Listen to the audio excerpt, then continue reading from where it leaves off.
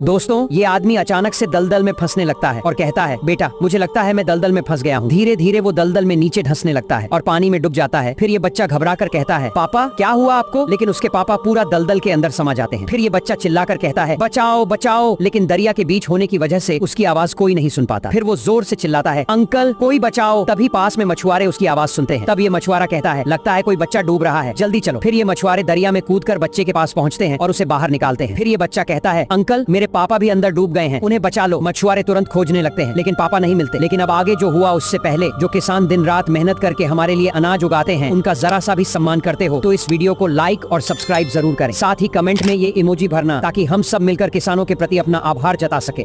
फिर ये मछुआरे आखिरकार उसके पापा को ढूंढकर बाहर निकाल लेते हैं।